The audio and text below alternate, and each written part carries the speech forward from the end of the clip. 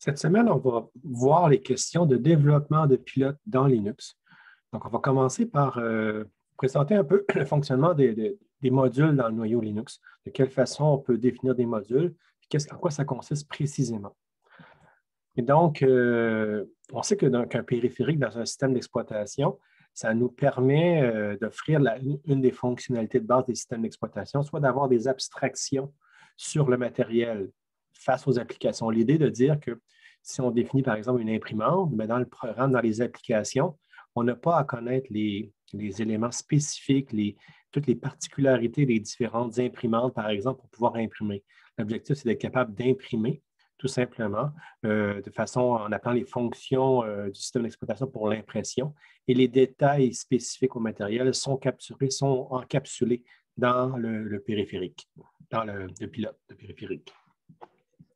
Donc, le pilote, c'est la partie du noyau qui implémente tout ce qui est nécessaire pour permettre d'encapsuler ces éléments-là spécifiques au matériel et de rendre abstrait, finalement, de rendre accessible le périphérique face à des fonctionnalités un peu plus génériques.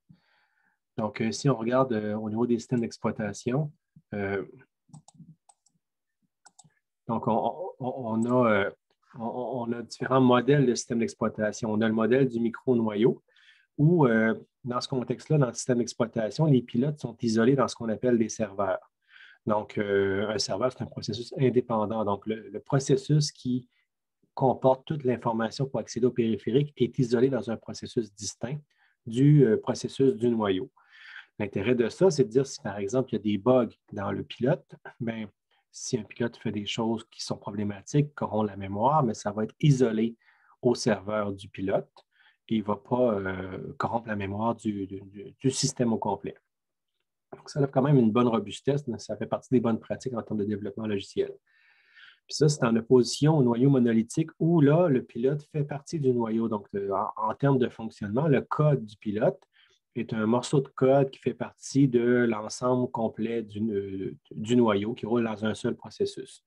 Et donc, s'il y a un bug dans un pilote, possiblement que ça peut faire planter tout le noyau parce qu'on a accès à l'ensemble de l'espace mémoire correspondant au noyau. Donc, c'est quand même plus délicat, puis on perd en termes de robustesse si on a des pilotes qui sont buggés, par exemple. Un point aussi qui est intéressant, c'est que dans Linux, on a la notion de module. Donc, un module dans Linux, c'est un élément de noyau qu'on peut ajouter, qu'on peut charger et décharger à la volée. Donc, en anglais, on dit on the fly. L'idée, c'est que de façon dynamique, on peut ajouter un morceau de code au noyau, dans le processus noyau, ou on peut le retirer. Puis ça peut être fait, par exemple, lors de l'activation d'un périphérique. Si on branche par un port USB un nouveau périphérique, ce périphérique-là, le pilote du périphérique peut être chargé dans un module de noyau. Donc, on peut dire que le module de noyau associé au périphérique va être chargé en mémoire, puis va offrir des fonctionnalités nécessaires. Donc, ça, c'est intéressant. Donc, les modules dans Linux, ce n'est pas juste pour ça, mais c'est entre autres beaucoup pour ça, utilisé pour implémenter les pilotes de périphérique. Et donc, ça rapproche Linux du fonctionnement d'un micro-noyau, dans le sens qu'on permet de capturer, d'intégrer finalement l'information sur le périphérique dans un bout de code quand même bien isolé. Puis ça peut être chargé à la volée. Puis ça fait opposition au noyau monolithique classique à l'ancienne, là, où tous les pilotes utilisables par le système d'exploitation doivent être compilés dans le code du noyau. Puis ça fait donc des programmes qui sont obèses parce que si on doit gérer toutes les variantes de périphériques possibles dans des environnements bien spécifiques comme des ordinateurs d'une entreprise précise, je ne sais pas moi ce qu'on avait avant qui était de Sun, qui est maintenant partie maintenant Oracle ou de IBM, mais on peut dire que c'est quand même assez limité. On sait ce qu'il y a comme périphérique possible. Il n'y en a pas des masses, mais dans le monde du PC, c'est énorme, tous les périphériques qu'ils peuvent avoir. Et donc, si on complète Linux avec tout le code nécessaire pour opérer tous les périphériques possibles et imaginables, vous voyez bien que ce serait quand même assez difficile à gérer, puis ça ferait un noyau qui serait obèse. Donc, l'intérêt, c'est de viser quand même à avoir un noyau qui est de base, qu'on dit minimaliste, où on a seulement le code nécessaire, puis toutes les fonctionnalités supplémentaires de Linux peuvent être chargés via des modules. Et donc, ça commence à ressembler un peu à un noyau, un micro-noyau, à la différence quand même que la protection en termes d'espace mémoire n'est pas là. Puis dans un micro-noyau, lorsqu'on connecte un nouveau périphérique, la logique dit que ça peut la même chose. Le serveur, qui est un processus indépendant, est dans du code qui est possiblement indépendant dans un programme distinct du programme du noyau. Donc, quand même, on peut garder le programme du noyau très léger. Puis toutes les additions se font par des programmes, ou du moins éléments de programme binaires indépendants. Donc, dans Linux, on a ça. Mais on n'a pas la protection de la mémoire qu'on a dans les noyaux, micro-noyaux classiques. Et donc, on définit un module du noyau Linux comme étant un code binaire qui comprend les routines, les données et les points d'entrée et de sortie. Donc, c'est sûr que ce n'est pas un programme indépendant parce que ça roule dans le processus du noyau, mais c'est défini comme étant un ensemble binaire et donné avec des fonctions connues qui permettent d'entrer, d'activer, de charger le module en mémoire et de le décharger. Donc, on a ce qu'il faut pour l'ajouter et le retirer. Donc, un exemple, un Hello World d'un module de noyau qui ne fait rien d'utile, mais qui illustre quand même le fonctionnement, est donné par la fonction ici. Donc, on va définir tout simplement la fonction hello underscore init. Donc, la fonction hello init ici est intéressante pour charger donc, le module noyau.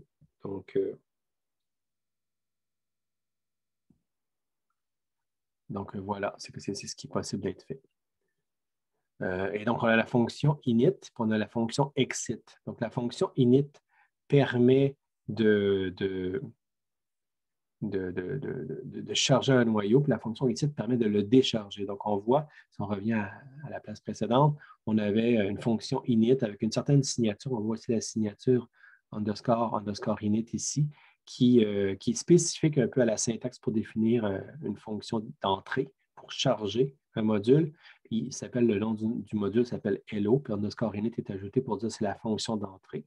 De même que dans la fonction de sortie, c'est la même chose avec des éléments de syntaxe qui sont spécifiques à la définition d'un module dans Linux avec la fonction underscore exit du module hello. Donc, au-delà de ces deux fonctions statiques-là qui existent, qui sont pour activer, du moins initialiser et retirer un module, on a aussi les macros modules init, module exit, auxquels on donne les deux fonctions en question. Donc, ces deux fonctions-là sont données ici. Et ensuite, on a des macros supplémentaires pour préciser la licence, l'auteur et la description. Donc, de cette façon-là, on définit un noyau. Donc, c'est vraiment Hello World, c'est vraiment très, très simple, qui montre un peu ce qui doit être défini à la base pour pouvoir avoir un élément de code qui peut être ajouté et retiré de notre noyau. Donc, on a des fonctions statiques d'initialisation et de terminaison. Donc, la syntaxe précise, c'est vraiment ça, c'est statique en int, espace underscore init. Donc, toute la syntaxe ici, elle est vraiment spécifique à la fonction de définition pour activer, initialiser un module. On a le nom de la fonction ici, puis on a comme paramètre void. Donc là, ça va être appelé lors du chargement du module, puis on va donner ce nom de fonction-là à la bonne macro pour l'initialiser. Donc, dans cette fonction-là, on doit activer les routines, les données pertinentes, enregistrer tous les éléments. Donc, c'est là-dedans que tout se fait pour rendre actif le code et le rendre utilisable. Donc, ce sont des structures de données internes du noyau à modifier pour pouvoir bien installer les choses en termes de notre module, mais c'est dans la fonction d'initialisation qu'on le fait. Donc, on l'enregistre finalement avec la macro module underscore init directement. De même que la fonction de terminaison a aussi un peu la même signature, donc statique, void, underscore, espace, underscore exit. Donc, toute cette signature-là, surtout ce morceau-là ici qui est assez spécifique, doit être suivi avec un certain nombre de fonctions qui ne reçoit qu'un void.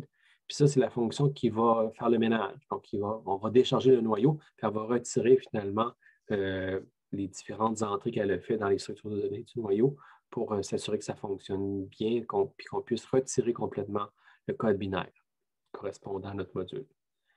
Donc, ça retire les éléments spécifiques au module du noyau. Donc, ça, c'est enregistré par la macro module exit.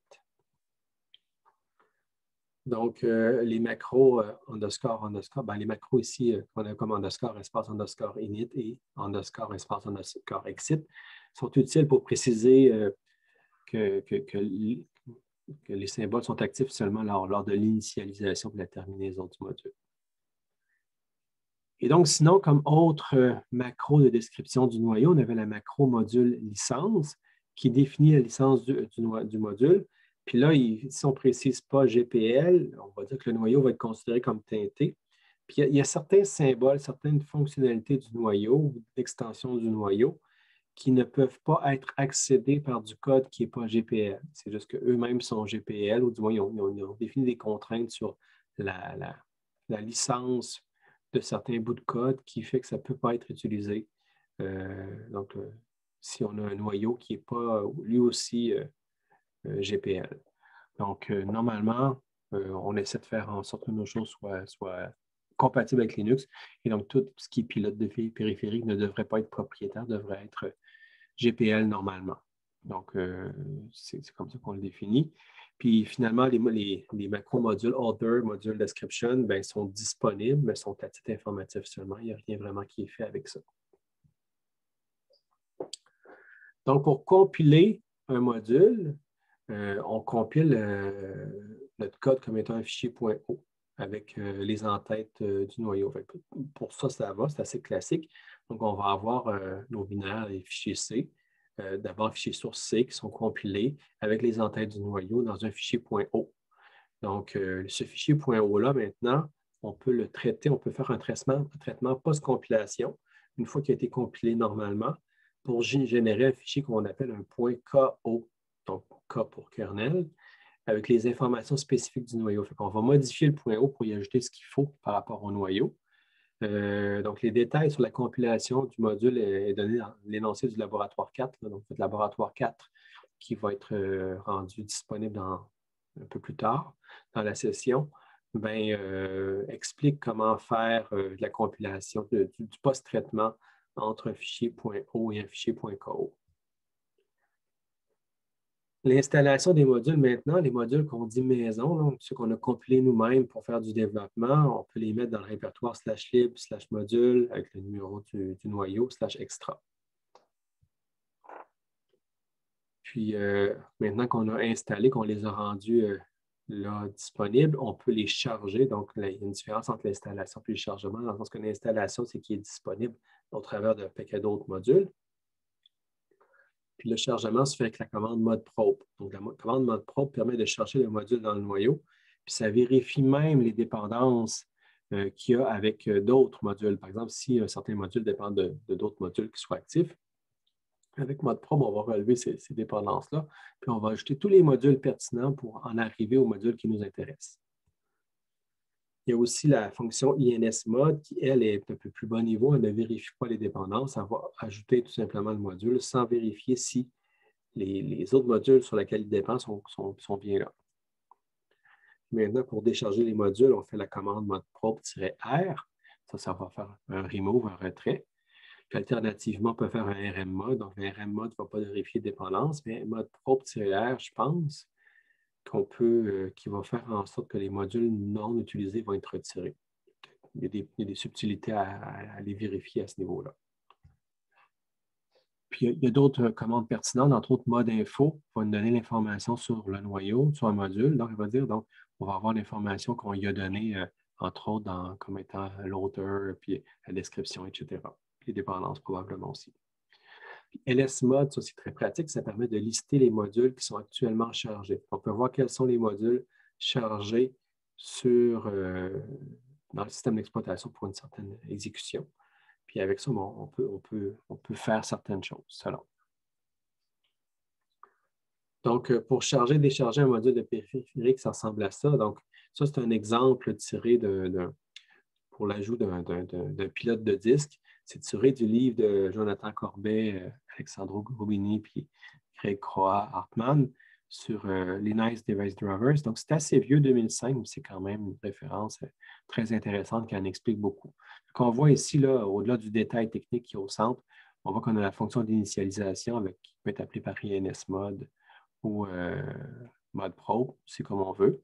où là, on va faire plein d'opérations. Donc, toutes ces parties-là, c'est spécifique à notre